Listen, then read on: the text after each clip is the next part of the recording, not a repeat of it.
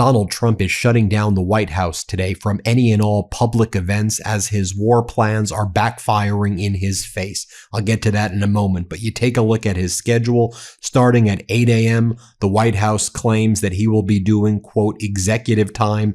At 3:30, they claim he's doing a closed press event that is a policy meeting. Sure, he's doing a policy meeting. Then they claim he's doing a print interview at 5 p.m., which is closed to the press, and at 7 p.m., a Rose Garden Club dinner that is closed to the press. This says he is cognitively and physically declining before our eyes with major red flags, and he's hiding from the fact that he told us that today there was going to be a major meeting in Doha, in Qatar, between the United States and Iran, that Qatar was going to mediate along with Pakistan. That's what Donald Trump said on Sunday and yesterday morning before the markets opened. He manipulated the markets yesterday and the market surged. But the truth didn't surge. The truth is that Iran is not meeting in Doha, that Iran has called off all further technical conversations and negotiations with the United States. And the Trump regime is sending Steve Witkoff and Jared Kushner to Doha, perhaps to engage in their own personal business dealings. By the way, I'm going to do a video on this in a little bit. Witkoff apparently yelled at all the members of Congress during a purported briefing on the Memorandum of Understanding when people asked, "What's your role in all of this, Witkoff? Are you still doing lots of business deals while you've been involved in this MOU?" But I digress. Witkoff and Kushner are there in Doha. The Iranians are not there in Doha because they said, "We ain't having these discussions while you continue to strike Keshem and Sarik and all these other areas in Iran and violate the ceasefire, violate the MOU." Iran says no talks with the United States are scheduled. No negotiations are taking place in Qatar. There's no imminent meeting taking place. They're not going to any meetings. There's no relationship to the truth with anything that Donald Trump is saying. If you heard what Donald Trump said yesterday in the Oval Office as the day was winding down and the markets had closed, he kind of admitted it because Trump was asked, "So what's going on? Are you excited about these meetings in Doha?" And Donald Trump's like, "I don't know. Maybe not. I don't know. Who knows if they're going to be productive." Iran is not even going to be there. Listen to what he said. Play this clip. Doing very well on that front. But the meeting in Doha is going to be perhaps important, perhaps not. We're going to find out. But we're winning militarily. It's almost won militarily, I would say. By the way, just look at how Donald Trump looked over here during this Oval Office meeting he had yesterday. No wonder he's shutting down the White House today. But here's what he claims he's putting on the White House entranceway. A golden gift to the White House for its 250th birthday year.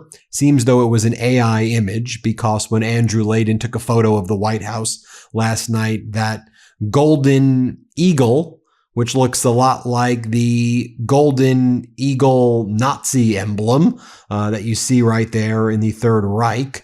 That was not on the White House, but Donald Trump said it was going to be on the White House. We'll see if he's going to put that up. It's going to make it, as our editor-in-chief, Ron Filipkowski, said, you know what was missing after all of Donald Trump's destruction of D.C.? Some golden eagle. We need more gold on the White House right there. Now, while Donald Trump is shutting down the White House from all public events and manipulating the markets, he's raging at refiners for not lowering the prices because Donald Trump doesn't understand the way Brent crude futures looks and what refiners are doing. In any event, Donald Trump, aren't these your buddies? Can't you just pick up the phone and call your refiner friends and your gas buddies and in the industry, and they could explain to you what you're doing? Didn't you tell them about your invasion of Venezuela before you told anybody else? Weren't you coordinating that invasion with the oil companies? Didn't you say that was what you were going to do? So this is Donald Trump's economic policy, and I say that facetiously, of course. So while he refuses to speak in coherent sentences or actually explain what the hell he's doing, this is the Trump economic policy. He posts on social media. Here's what he posts. Gasoline retailers must get their prices down immediately. They are too high considering that oil is now at $68 a barrel and headed south. The retailers must quickly react to the statement and do what they know is right. Drop your price for our great American people. There will be no gouging, which is totally illegal. If retailers don't do this, big problems lie ahead. Start targeting around $2.50 a gallon number, and California should stop charging heavy taxes on their gasoline. Soon the tax will be higher than the product itself, and the United States will not stand for it, nor will the people of California who are being abused by the ridiculous taxes and by their own government. Donald J. Trump. So attacking California. Gas is at all-time highs in red states and significantly higher increase by percentage than in California. But okay, you want to turn this into California. But also you need to understand the crack spreads, the delta or difference between the price of crude, which is a measure of the future when we see the Brent crude and WTI, and what the refiners are charging.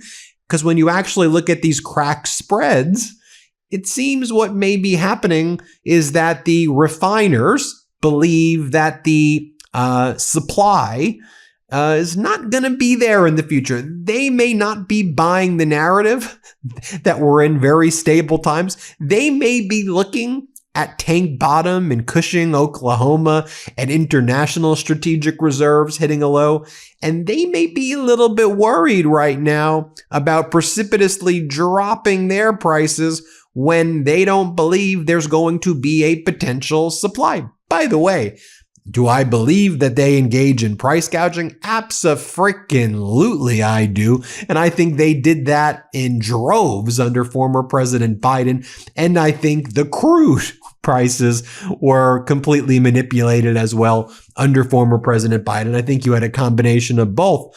But if you take a look at the Strait of Hormuz right now, and we remove the rhetoric of the Trump regime and all of the propaganda from state regime media, one of the reasons I think Trump has shut down the White House right now, these policy meetings, I have two theories, and they both may be happening at the same time. Number one, cognitive physical decline, and he's getting medical treatment. I'm giving you my opinion, and behind the scenes, he wants to limit his availability to the press because he's declining very fast. I also think that there's panic going on behind the scenes as well about the actual state of our strategic reserves. I am observing what is happening in Cushing, Oklahoma. We're at basically tank bottom or technical tank bottom at this point. If you look at the Strait of Hormuz, the numbers of tankers going out, it's going down. That Omani lane that the United States continues to try to escort ships, we're seeing less ships go through the Omani lane. By the way, Oman has said that it will be charging environmental fees with Iran in the future, and they didn't buy what Rubio said. Rubio says, Oman says that they're not charging. No, Oman says we'll probably charge fees after 60 days. Not tolls, but some sort of fees. But the amount of tankers getting through the Strait of Hormuz has been going down each day. The escalation trap continues to be set, and by that I mean the U.S. continues to try to bring these VLCCs, these big vessels and these big tankers through a route that's not authorized by the IRGC. So I don't know, feels like any moment now, by the time I do this video, it could be very soon where Iran's going to strike another one of these ships that the U.S. is escorting. And then the U.S. is going to strike Iran, then Iran's going to strike the U.S.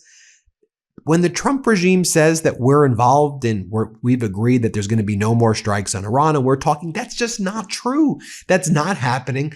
And the U.S. is basically giving the middle finger to the MOU with its Lebanon MOU, which is in direct contradiction of the Iran MOU, because the Lebanon MOU says Iran has no role in southern Lebanon and Israel withdrawing, which is in direct contravention of Article 1 of the Iran MOU. Just they're in direct contravention. And you have U.S. continuing to try to bait Iran into shooting the tankers that the U.S. is trying to escort. And so that's a recipe for continued strikes. And I expect it's going to happen soon again. Today, in a few hours, I'm sure it's going to happen again soon. Certainly in the next day or two. I'm Michael Popok, and I got some big news for our audience. Most of you know me as the co-founder of MeidasTouch's Legal AF and the Legal AF YouTube channel, or as a 35-year national trial lawyer.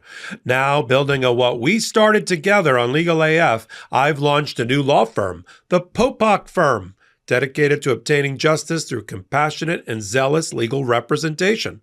At the Popok Firm, we are focused on obtaining justice for those who have been injured or damaged by a life-altering event by securing the highest dollar recoveries.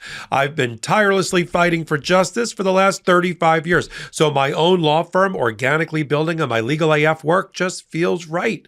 And I've handpicked a team of top-tier trial fighters and settlement experts throughout all 50 states known as big auto injury attorneys who have the know-how to beat heartless insurance companies, corporations, government entities, and their attorneys. Big Auto's attorneys working with my firm are rock stars in their respective states and collectively responsible for billions of dollars in recoveries. So if you or a loved one have been on the wrong side of a catastrophic auto, motor vehicle, rideshare, or truck accident, suffered a personal injury, or been the victim of medical malpractice, employment harassment or discrimination, or suffered a violation of your civil and constitutional rights, then contact the Popok Firm today at 1-877-POPOK-AF or by visiting my website at www.thepopokfirm.com and fill out a free case evaluation form. And if we determine that you have a case and you sign with us, we don't get paid unless you do. The Popok Firm, fighting for your justice every step of the way.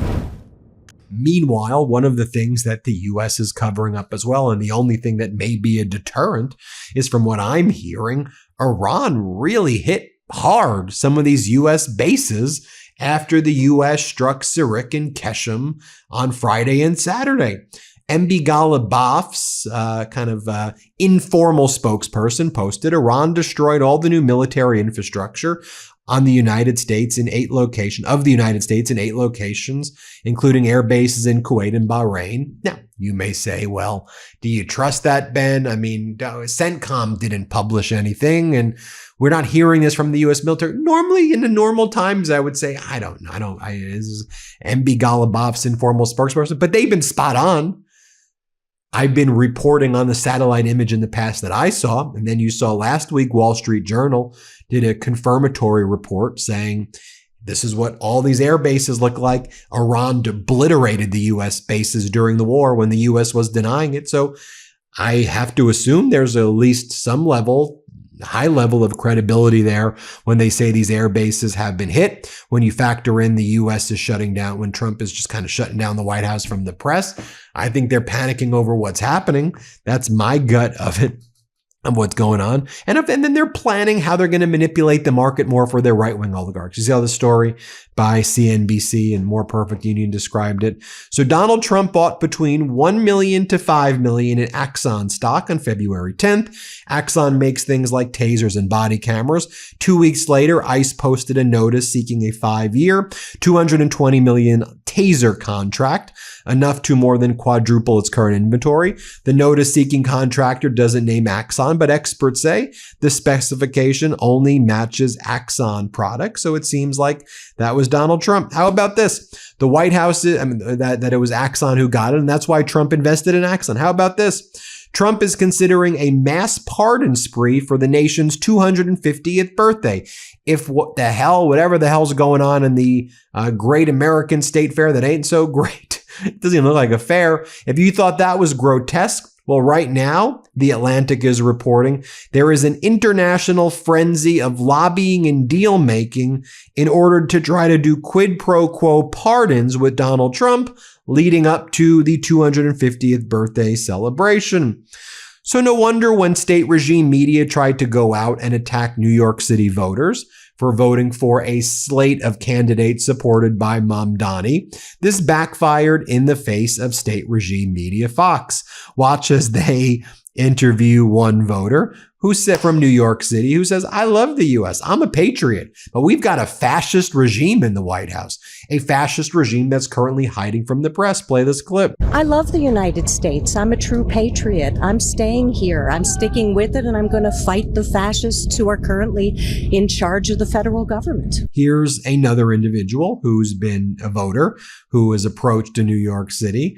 And the Fox framing of this is, how do you want to see New York City become more socialist and communist? Watch what they say. Play this clip. What is one thing you would like to see happen tomorrow to make us more socialist? Everybody has health care. Everybody has free education. More from that interview here. Let's play it. If you had the opportunity, would you vote for a socialist? 100%. Why? Because it's better for the people. No one even knows what socialism means. Okay, no one knows what capitalism means. They're just like all buzzwords. We're talking about like real issues on the ground here. That's what Zoran is all about. And more over here. Let's play this clip right here. New York City had a bunch of primaries last week. We saw a bunch of socialist candidates win. Did you happen to vote in those primaries? I did. Do you feel comfortable sharing who you voted for? I vote for Brad Lander. I voted pretty much down the line for those socialist candidates. Now, you can see why voters are interested in people who are actually addressing their needs versus when Donald Trump was in the Oval Office yesterday before doing whatever the hell he's doing today. He signed an executive order saying that we need to stop arresting people for fixing their cars. Why are you arresting? He goes, that's not even believable. We're doing an executive order today to stop arresting people for fixing their cars. Do you even know what he's talking about here? Here, play this clip. Attention, because I noticed they were arresting people for fixing their car. They were arresting people for fixing. That's not even believable. Anyway, so it's right to fix, and I think it's really common sense. If somebody wants to fix, some of these people are better mechanics than the mechanics in the shop. Yeah, that was the executive order yesterday. And then he goes, we rule by common sense to a large extent. Okay, I don't even know what we should be ruling by, we should be legislating, not ruling, by law and order with checks and balances, with laws and bills that become laws through a legislative process. Play this clip. We rule by common sense to a large extent.